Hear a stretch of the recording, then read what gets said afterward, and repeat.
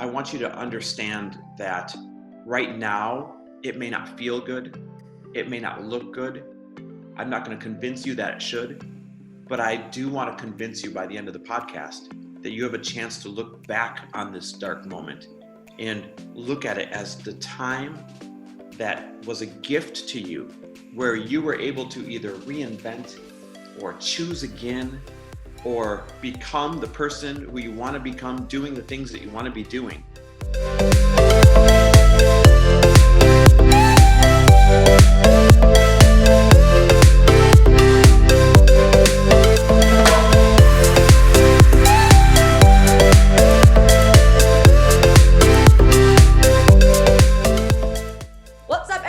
Welcome back to this week's episode of It Takes Grit. Woohoo! You guys are in for a treat today. It is the one and only Chris Harder. Chris, how you doing? Oh my God, you are the best. Like, that energy right there is just infectious. Coronavirus, nothing. All people have to do is plug into that and they'll be fine. You know what's funny is I don't normally get nervous about interviewing people, but you are the person I'm most nervous about having on my show. I don't know why. I think it's because I look up to you so much. You're so knowledgeable, and the things that you're going to bring today, it's like people need this. Chris is going to tell us everything about what's happening in the crisis, economy, finances, money, and I'm shaking right now because I'm like, oh my God, Chris Harder's on the podcast. Like, I feel so special. So you're being way too kind. Trust me, you're being way too kind. It's an honor to be on. And listen, anytime that I get to collaborate with you, it's a blessing. So I appreciate it. So we're going to dive straight in. First of all, do you just want to give us a background of like what you do, your knowledge, and then we're going to go into your story of what happened to you in 2008 so people can relate, and then go into how we can prepare for what's happening. So tell us why you know everything about money. For sure. So it's interesting you ask this question during this time, because here we are, as we're recording this, we are our 4th week into being quarantined here in Los Angeles area. And people are scared and people don't know what to expect, and there's uncertainty, and we're in the middle of a crisis economy, and we're facing a upcoming recession, no doubt about it. Now, this time, right now, facing this crisis economy, as I call it, we are blessed to be doing really well financially. We are blessed that we solely own or have ownership in 8 different 7- and 8-figure companies. And we're blessed that we were able to tell our entire team, our employees, everybody, hey, don't worry, your job's not at risk. On top of that, we gave them $1,000 emergency funds each. Like, this time around, it feels good to be sitting where we are. But last time that we faced a crisis economy, 2008, 2009, we were on the other end of the spectrum. And this is the reason why I really am enjoying leading people through this crisis economy right now, is because I don't care what we've accomplished and where we're viewing it from this moment right now. What I care about is understanding the fear and the uncertainty and feeling like you don't have any options, because that's how I felt in 2008, 2009. So at that time, I was one of the fastest rising executives at the world's largest bank. And so you would think 2 things. You would think, one, that I saw the recession coming, and I didn't, because as humans do, I chose to ignore the clues around me. And then number 2, you'd think, being an executive at a bank, I would take really good care of our money. But I didn't, because we were young and arrogant and ignorant. And honestly, we thought it would last forever. I remember telling friends, I'm so glad that I found the company that I'm going to retire with in my 20s. And I look back and I think of how naive of a comment that is, right? And I remember joking with Lori that, hey, babe, we're not spending this year's money, we're spending next year's money, as if I could predict my promotion, predict my bonuses. And so it was a very arrogant and ill-informed place to be living. And that's where I was living, just to paint the picture, almost more than a decade ago. So here's what happened. When that recession hit, there's no worse place to be than in banking during a banking recession. And of course, after spending a year of flying around, closing down branches, laying off people, it became my turn. And when I got laid off, unfortunately, I was the only breadwinner. And so when the music stopped, we were left holding the bag. It was a bag of debt, it was a bag of fear, it was a bag of like, oh my God, what do we do now? And what I learned out of that time was that you have to act early, and you have to make bold moves. And so here's what we did. Number one, we short sold our home immediately before everyone else started short selling their homes. And if you don't know what that means, it means we had to sell it for less than what we owed on it. And we had just finished building this beautiful, massive home that we thought we were going to spend a lot of time in, maybe raise a family. And so we had to short sell it. And on top of that, we had to get rid of all the cars. Why we had a bunch of cars, I don't know. We had to walk away from the investment properties or get rid of them. We had to liquidate everything. But the boldest move that we made was this, Rebecca. We put every single belonging, every piece of furniture, every piece of art, the TVs, the grills, you name it, every belonging on Craigslist. And car after car would pull up in front of the house. Person after person would march into the home with the neighbors watching. And they would bargain for the couch, they would bargain for the chairs, they'd bargain for the TVs, they'd bargain for bags, whatever it is that we had a value that they could bargain for. And they'd walk out with my belongings, but in turn, I had a handful of cash. Now, to really paint the picture of what we had to do financially, my severance package was multi six figures. It all went to debt and then getting rid of the cars and everything else. And when we short sold that home that we had just finished building, we found a 900 square foot apartment in uptown Minneapolis that we moved into, and this was going to be the place that we would reinvent ourselves. So all the cash that I earned from selling every single thing that we had just furnished the house with, it was just enough cash to prepay 12 months of that lease in that new little 900 square foot apartment. And it was that fresh start. It was that runway. It was that pivot that allowed us to reinvent ourselves into the entrepreneurs and the people that you guys know of today. And so here's why I share that story so intimately with those details. Number one, if you're scared right now and if you feel like you don't have options, I know what that feels like, but I promise you do. And we'll talk about some of those options today. Number two, I want you to understand that right now, it may not feel good. It may not look good. I'm not going to convince you that it should, but I do want to convince you by the end of the podcast that you have a chance to look back on this dark moment and look at it as the time that was a gift to you, where you were able to either reinvent or choose again or become the person who you want to become, doing the things that you want to be doing. Because that's really what this is. It's just a big shift, Rebecca. And with every shift comes a massive amount of opportunity. It's just up to us to take advantage of it. I love that. And that's funny because my next question is, how do you make a pivot in your career? And sometimes it takes something so big and catastrophic to happen for us to really wake up and do what we were always meant to do. I mean, what was your income, 10 years ago when you were at your highest in banking between, you and Lori, and what your income is now? What's the difference? Like how much money? Oh God, the difference now is 40 times more gross income, maybe. We're talking like exponentially more now. And back then we were doing really, really well. Yeah. And so it's so funny how your view of what doing well looks like.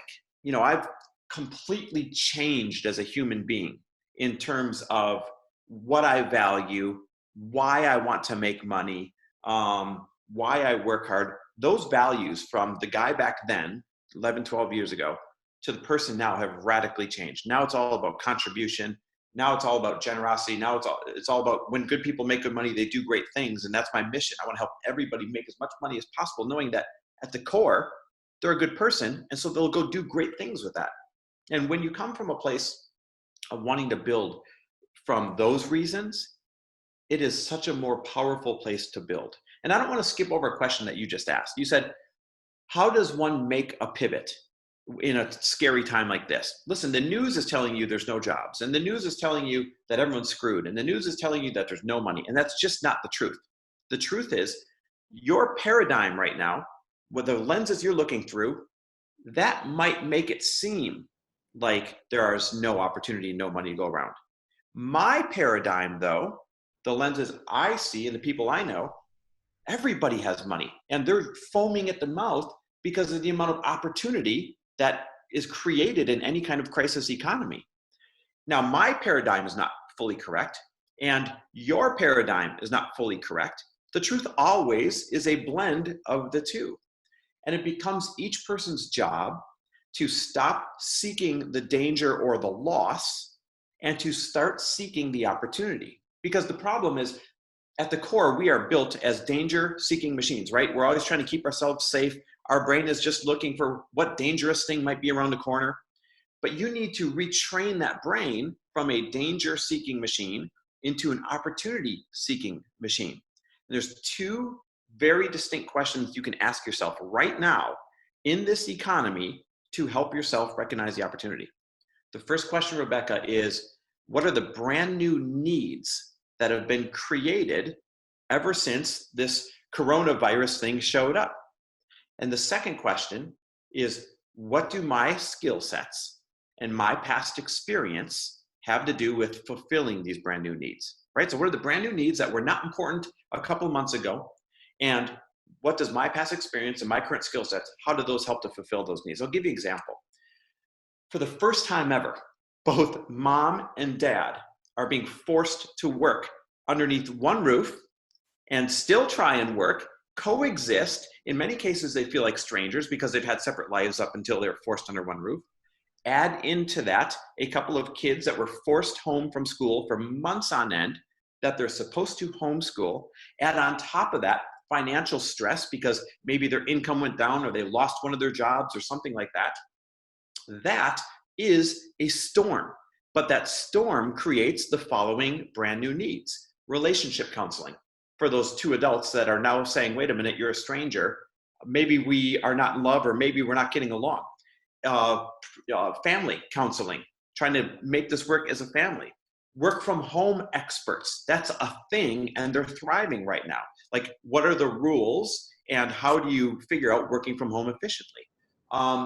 Remote tutoring, virtual tutoring is thriving right now because parents are saying, I ain't teaching these kids. Like, somebody else take the kids, I'm still supposed to work from home. Take it a step further. There's so much financial fear out there that if you can coach on finances, you're thriving. Or there's so many people shifting their businesses that if you can coach business, you're thriving. Rebecca, you are a great example. You coach fitness through an app. All of the gyms, all the yoga, all of those things have been shut down. Therefore, your app is thriving.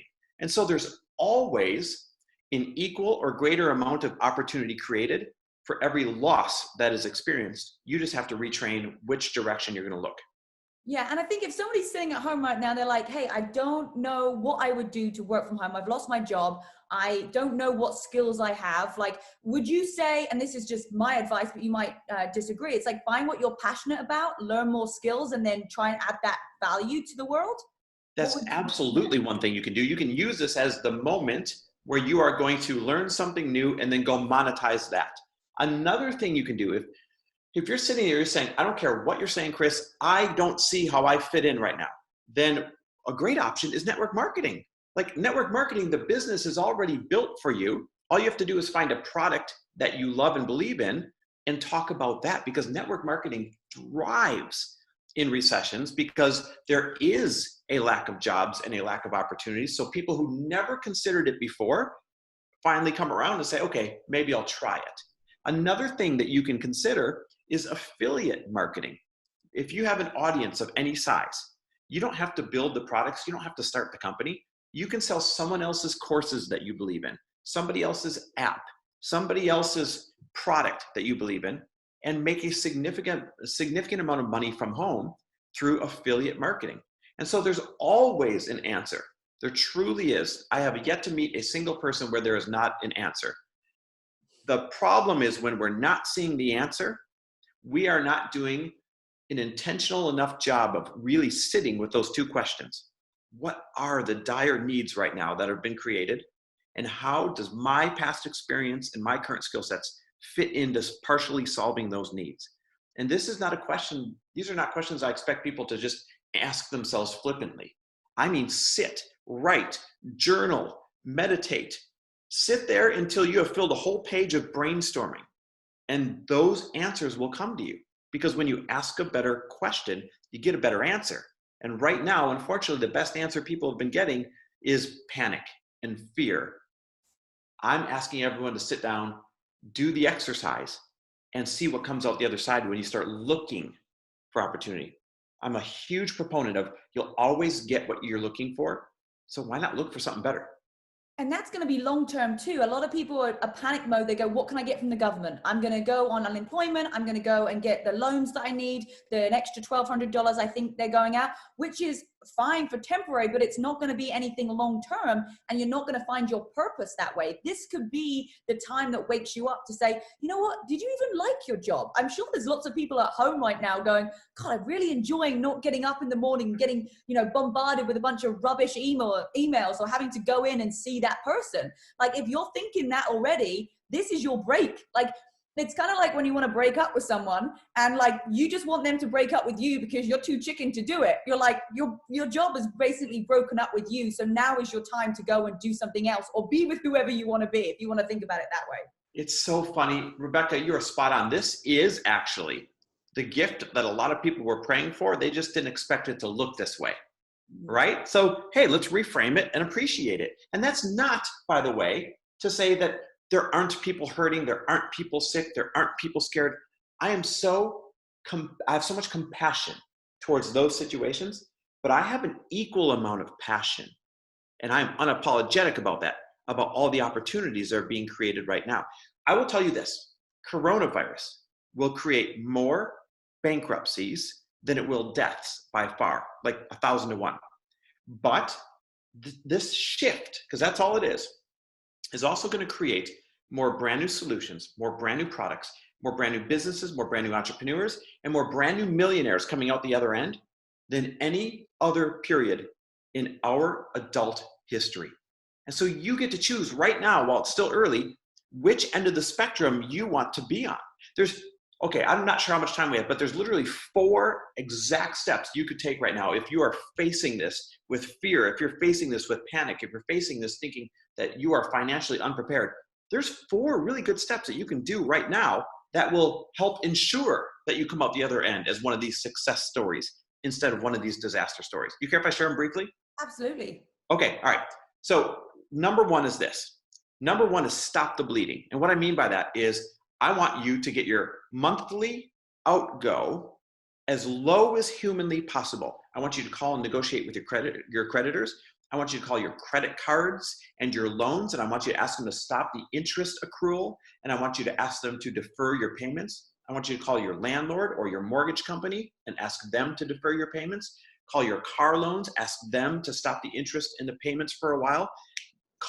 Go through your last 3 months bank statements and credit card statements and slash any membership, any reoccurring anything that does not serve your success right now.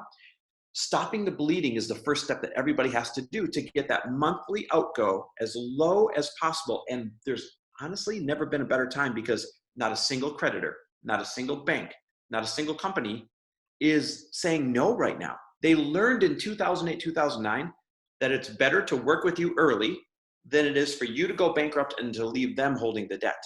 So that's step 1, stop the bleeding. Once you've got that monthly outgo as low as possible, step 2 is find 3 months runway at any expense. Now, runway simply means the number of months that you'd be able to survive, that you'd be able to pay your bills if not another dollar came in. Because we are going through a really rough and a really scary patch, and it is going to get worse economically for a little while. So that's why it's a must, not a recommendation, that at any cost you find 3 months runway. Now, a lot of people stop me here and they say, doesn't this idiot understand that I'm scared because I'm broke? Where am I going to get 3 months runway from? And the answer is, just like in my story, I had to take some extreme measures for us to build our runway when we were reinventing. You need to do the same as well. So here's how you can build 3 months runway. Rebecca already mentioned there's some great government programs, adults getting $1,200 a piece, $500 for each kid. There's the payment protection program if you're self-employed that you can apply for and it turns into a grant.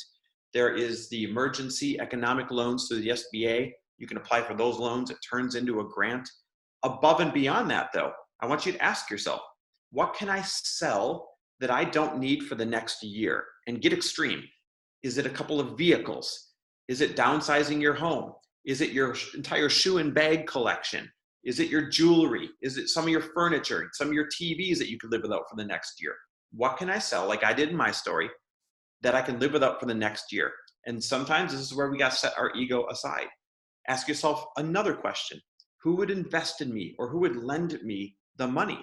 If you have no answers to those things, ask yourself what other assets you were going to use for the future that you could tap into now. So your 401k or a retirement plan. They have just waived the penalties and the taxes on that because of the coronavirus aid. So this might be the time that you need to take some of that out and be able to create that runway and reinvent yourself. And Rebecca, this will seem extreme, but I worked from the bank and I got to see everything in the last recession from behind the curtain. If none of those things are an option for you, then before you call those creditors and negotiate with them, I want you to take any line of credit that you have room in, or open one if you have good credit, pull out 3 months worth of runway, stick it in your bank account, and then go negotiate the stoppage of the interest and the payments on those. Here's why. If you are sitting back saying, well, I've got some room on my credit cards and I've got this line of credit on the house, so I'm okay, I'll use that if I have to. In a crisis economy, just like they did in 2008, 2009, the banks, their liquidity dries up. So when they panic to protect themselves, they go through and they slash every single credit line down to what you owe personally and for business credit lines. And Rebecca, they've already started doing it last week. I can name 6 different banks, different companies have already started doing it last week.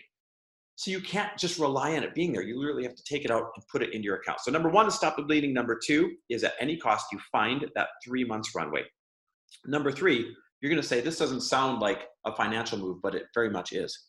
Number 3 is I need you to build a powerful routine immediately. And by the way, look how you could do these first 3 steps within 24 hours, right? You really could. And the reason why I say build a powerful routine is right now, when you're waking up in a crisis economy, you are waking up reacting to everything. And when you react to things, you get paralyzed, you get scared, you lose your energy, and you cannot produce, I call survive and thrive. You cannot survive and thrive this thing if you are always reacting and being paralyzed out of fear, and it's zapping your energy. So you got to build a powerful routine so that you're choosing what kind of lenses you're going to wake up with in the morning. That means mantras like I wake my wife up to every single morning. I'm happier, healthier, wealthier, more fit than I was yesterday. And I make her say it back to me, first words out of her mouth. I roll right back over and I say a quick prayer of 60 seconds, everything I'm grateful for. I just list it in my head. And it's so juvenile. Like, I'm grateful for my dog laying across my feet. I'm grateful for this house I'm in. I'm grateful, like very basic stuff. But look what happens. The beginning part of my routine, the first 90 seconds of my day, it's impossible for me to get up on the wrong side of the bed, so to speak. I've done all that before my feet have hit the floor. Then we've got a rule where we have to read a book or listen to a podcast while we have our coffee. Then we have to move our bodies before we start our day. Guys, these things, when done consistently, they allow you to control your morning. When you control your morning, you can control the outcome of your day. Now, let me be clear. You cannot control the circumstances of your day. I still have very shitty circumstances happen during my day sometimes, but I can control the outcome because I've got the right colored lenses and I've filled my cup first. Okay, so number 3, powerful routine, or you're not going to make it through this thing. Number 4, this is my favorite. You need to pivot, reinvent yourself, and create new income. Invent new income is number 4. The days of relying on a job to get you ahead are over. And listen, I know not everybody is cut out to be an entrepreneur, but sometimes it's time to learn something that is way the hell outside your comfort zone. When this thing starts up again, Rebecca, a lot of the jobs that we are used to being there will not be there anymore. A lot of the stores that have been iconic brands will never open their doors again. A lot of restaurants we're used to going to, they will never open their doors again. Movie theaters, you name it. The world has changed forever, but remember what I said earlier, every single loss, every single piece of change creates an equal or greater opportunity. So now is the time to invent new income. You can use any of those examples I talked about earlier, and all it takes to start a business is 2 things. A way to deliver your product, so it might be Zoom, it might be FaceTime, it might be Amazon, and a way to collect money. It's as simple as PayPal or Venmo or Stripe or anything like that.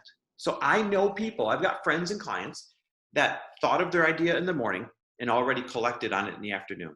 But those are the 4 steps that anybody can do if you're facing financial hardship right now. Stop the bleeding, find at any cost 3 months runway, build a powerful routine, and then invent new income. I love it. And I'm so glad that you did it in 4 steps and those 4 steps, because I had those questions already, but I'm glad that it's in 4 steps. I'm like, you're just answering all my questions. Like literally every single one. I'm like, God damn it. I've got these questions for you. I apologize. I just go. No, I was like, that's what I wanted to know anyway. That's fantastic. And you know, network marketing was something that I got started with because I was living paycheck to paycheck. And had I not had that income, well, none of the jobs that I was doing before would be open right now. So it literally saved me. And network marketing, you don't need to have any business experience. You don't need to know anything. Wow. So I think it's such a great, we had our best month last month in my networking marketing company, like best month. Rebecca, that's because they explode when other opportunities are taken away. People who judged it at one moment suddenly become open to it in the new moment. And then they discover I was made for this all along. Listen, when I told my story of reinventing ourselves in 2008, 2009, there were a few key income streams that changed our life forever. One of them was Lori's online workout plan. Long before anybody had online workout plans, it was this rudimentary thing that we built out of necessity when we were asking ourselves, what are the needs right now and how can we help to solve them? And that thing went on to pay us millions of dollars over the course of a decade. She's since closed that down and shifted gears. But the other thing was network marketing. I would have never have been open to it. I thought it was for weird people with flashing pins, right? And when Lori had gone headfirst into the fitness world and tried some products that she loved, and when I saw a difference in her, I went from the husband that said, you are not spending our money on that stuff. Because remember, money was tight. We were reinventing. You are not wasting our money on that stuff. To 2 weeks later saying, okay, could I try it too? And when we physically saw a change in ourselves, a distinct change, and when our backs were against the wall to create income, it just made sense to share it with people that we also knew that needed it.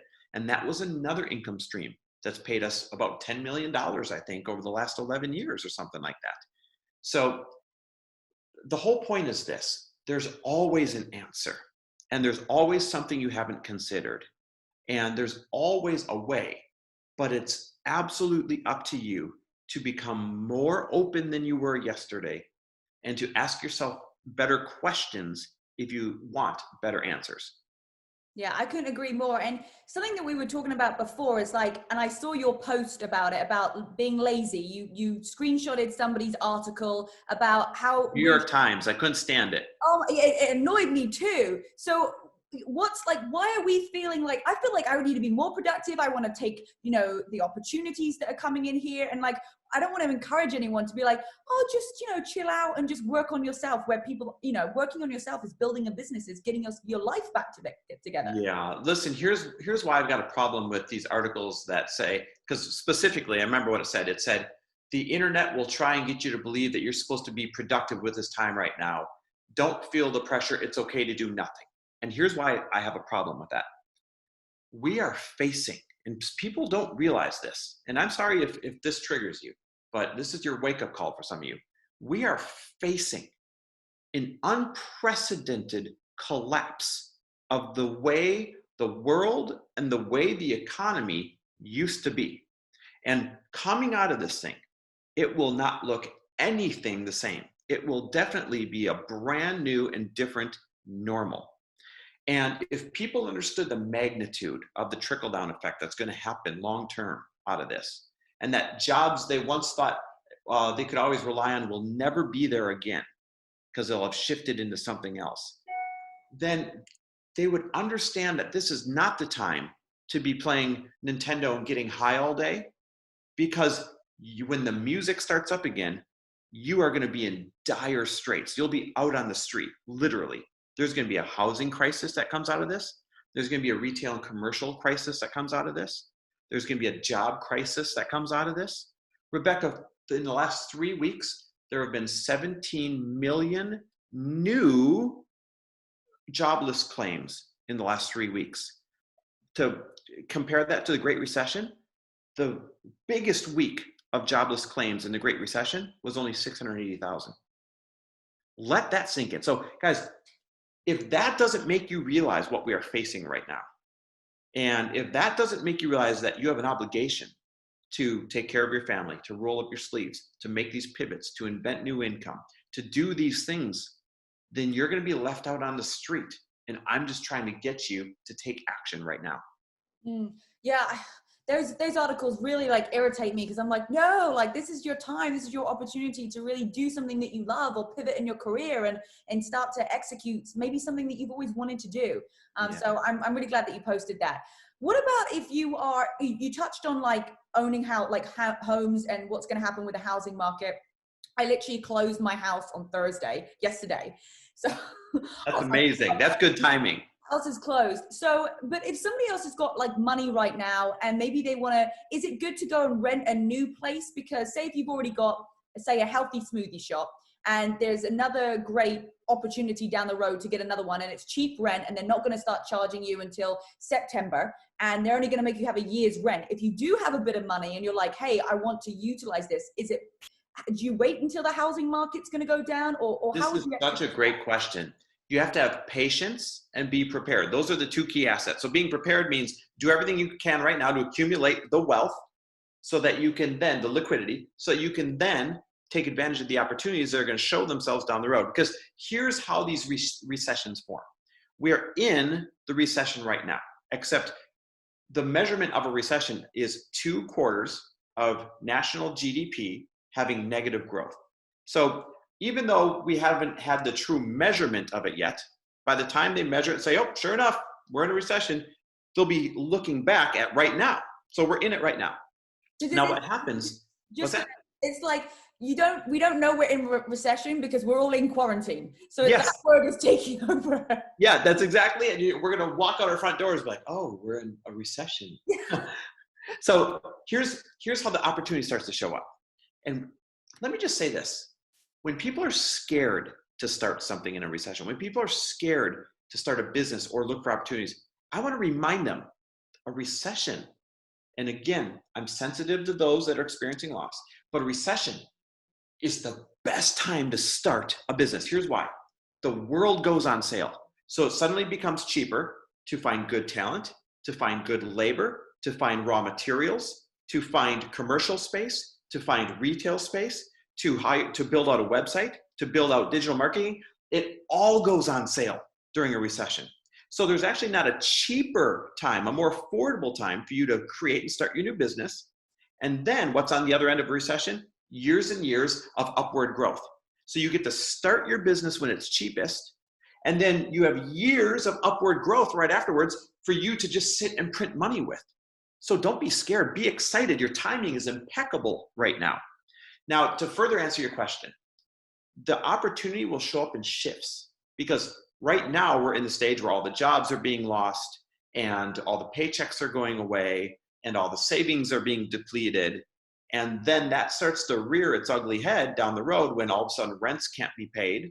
And when rents can't be paid, then mortgages can't be paid, right? If the landlord had a mortgage on that property, when mortgages can't be paid, that turns into foreclosures. And when there's foreclosures in your neighborhood, it brings down the values of all the other homes in the neighborhood. Now, here's where it starts to spiral out of control. You add to that jobs not rebounding to the way they were before this event. They'll rebound to an extent, don't get me wrong. Some places where they're only jobless for a while because they literally aren't allowed to open the front door. Some of those jobs will rebound, but nothing like where we were in a record economy prior to this happening. So now a lack of jobs means a lack of new paychecks. So now those homes also go into foreclosure on top of any landlords that had mortgages where they weren't getting paid on rent. And then people have been trained in 2008, 2009 that it's okay to short sell your home with very little repercussion. It's okay to walk away from your home with very little repercussion because they were able to buy one again 2 years later. I'll go rent a nice place for 2 years and I'll buy again in 2 years when I'm allowed to. So now, when it was considered a shameful thing at first in 2008, 2009, now it'll just be a strategic thing. And that will further the downward spiral of real estate and properties. So we are in for a retail recession, a commercial recession, a housing recession, and a job recession. And that is not a pretty picture unless you are looking for the opportunity. So the opportunity means in fall, when those foreclosures start finally showing up, because it takes a while, if you ever wanted to get into buying investment properties, that's when you're going to start buying them. If you ever wanted to get into buying retail or commercial properties, that's when you'd start buying them. If you ever wanted an extra smoothie shop, you're going to go negotiate really cheap rents. Rents will be cut into 2/3 or a half in some places. They'll be giving you free months, 3 months free, and they'll build it out for you. Like desperate landlords will do desperate things for you. So while people are scared of starting a business or investing in a recession, I'm excited because it's never cheaper and there's never a more guaranteed promise of an eventual upswing for you to take advantage once you get the machine up and running. Yeah, I'm excited. So you can have that excitement about it because there are going to be so many possibilities that are going to come forward for you. I know my brother right now he's already got like a healthy smoothie shop, and the rents are pretty low. And it's like, do you think that you would wait a couple of months, or would you kind of dive in now? You think it's going to get worse right before it gets better? It's going to get worse, and those bargains will start to really rear their ugly head. Here's what's happening. So there's a moratorium, a pause that has been put on commercial rents for a couple of months, and on residential rents for a couple of months, and on mortgages for a few months, right? Government said, hey, you don't have to pay these things, we can't evict you. So what happens is when the music starts up again in a couple of months, not only will those people have to go back to making their regularly scheduled rent payment, which clearly they were just one paycheck away from not being able to make, but they're going to have to start making additional payments to make up for the ones that were deferred over a period of time. So now you're paying even more than you were before this crisis, and you could hardly pay it before the crisis. That is what causes the rents to not be paid, therefore the mortgages to not be paid, therefore the bargains to show up after all the foreclosures start. It's a crazy trickle-down effect, but it's just the way an economy works. And by the way, recessions are great because without recessions, affordability would always get out of control, and the middle and lower middle class would never have a shot at getting a retail, commercial, or residential space. So we need recessions to hit the reset button, to pop bubbles, so affordability is accessible to more people. And in 2008, that's when we had Uber, Airbnb, like Venmo, Yep. all like the big companies that came out of there. So it's like, what's going to come out of this one? And you said it's going to be different this recession because no one's been in quarantine before. Like this has been a wake up to say, we don't need everybody in the office. Like people are not going to be needed to come in. Do you think that that's going to change? Well, that's totally going to change. When I say the world has changed forever, I mean even our habits. So our buying habits. More people will order DoorDash forever. More people will shop online forever. When you're talking office space, there's a double whammy that's happening here. So people that are working from home and finally figuring it out, they're saying, wait a minute, I can do my job from home. Why would I ever go back to the office when this starts again? And their employer at the same time, because I've got friends I'm talking with that have like 500 employees, 1,100 employees, 200 employees. They're all saying, wow, my employees are doing a great job from home and they're happy and our revenue is up. Why am I paying for this $10 million building or this $100,000 a month lease? And so they're going to start downsizing that too. And so we're going to see a world where the employers and the employees both want to work from home way more, and office spaces will be nothing more than like centralized meetup type of areas for you to have a meeting, for you to get the team together once in a while, things like that. Therefore, less space will be needed, and supply and demand, there will be an oversupply, there'll be less demand, and that will drive down rents, that'll drive down retail and commercial space. Absolutely. And the very last question I have for you, you touched on it earlier about having a routine. I think having a routine, especially if you're not used to working from home, like both of us kind of had a little bit of a quarantine life before. I'm like, realizing totally. I was like, I've been living in quarantine. And one of the tips I shared with my audience the other day was like, what underwear are you wearing? Because if you're putting your nighttime knickers back on, you need to that was it. How to be productive in quarantine is wear a thong, ladies, during the day. Because I was putting like my pajama underwear on during the day. So if you're starting a new business, how do you structure your day with, when do you work? Obviously you're working so much right now, you're so in demand, but how are you maintaining that balance? If you are like, if you're brand new, what's the structure that someone can do?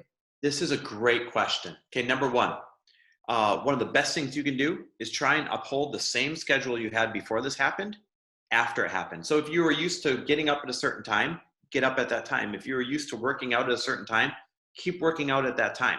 You don't have to change things just because you're now working under a different location. That's number one. Number two, if you didn't have a schedule that was working for you before, ask yourself two things. One, what is my preferred work style? Do I like to work in sprints where I need lots of sprint, break, sprint, break, sprint, break? Or do I like to work in marathons, which is me? I can sit down, put my head down, and not look up until 8 hours has gone by, but then I'm spent, right? So know your work style and then build your schedule around the way that you are best suited to succeed based on that work style. Then the next thing you have to ask yourself and know is, when do you have the most creative energy? Because work really is just an output of creative energy, no matter what you do. My wife, her creative energy is mostly in the morning. Afternoons, just not interested much in working or being creative. Me, my creative energy doesn't start until about 11 o'clock, 10, 11 o'clock.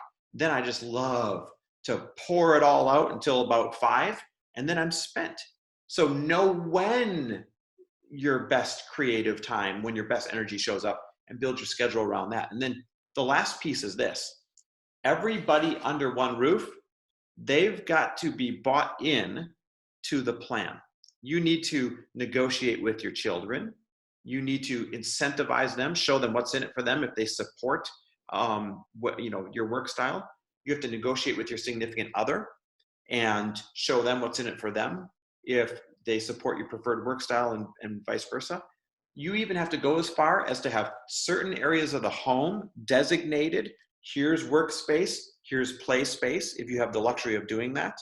You even have to go as far as to post business hours at home. So agree upon them and then post them. Like you've got a sign on the front of a door if you had a store. And some people are going as far, and this is genius, as having signals, like in college, the old sock on the doorknob, don't come in here, we're busy right now. Like having signals where if I'm wearing a black shirt, I'm working, so please don't come in and sit down and start talking to me.